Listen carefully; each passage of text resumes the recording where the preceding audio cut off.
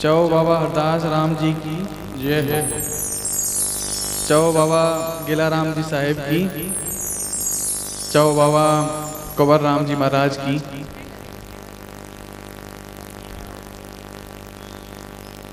ओम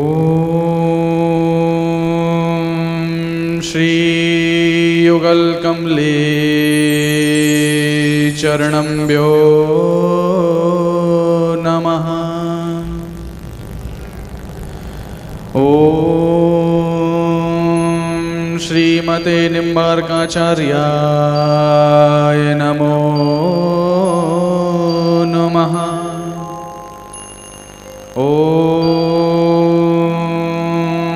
श्री गणेशाय नमः। ओम श्री सरस्वती नमः। कृष्णाय वासुदेवाय हरहे परमात्मने प्रणतक्लेशनाशाय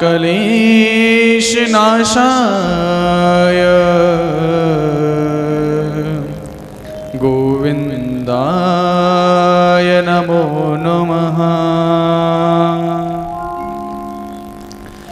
श्रीराधा साध्यं साधनं दस्य राधा मंत्रो राधा मंत्रदात्री च राधा सर्वं राधा जीवनं यस्य राधा राधा राधा दात्री किं तस्य शेषम्। श्री राधा मेरी स्वामिनी, मैं राधे तेरो दास, जन्म जन्म मोहि दीजियो श्री चरणन को वास। सब द्वारन को छाण के मैं आयो तेरे द्वार, ओ वृषभान की लाडली निक मेरी ओर निहार।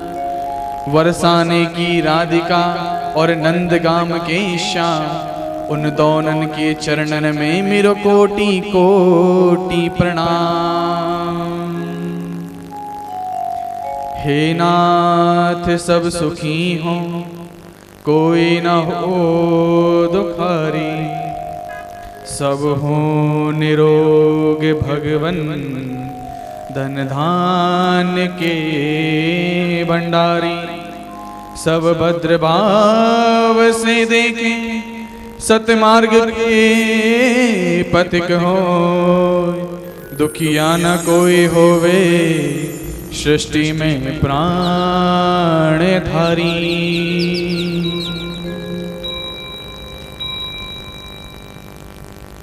जय जय श्री राधे, जय जय श्री राधे, जय जय श्री राधे।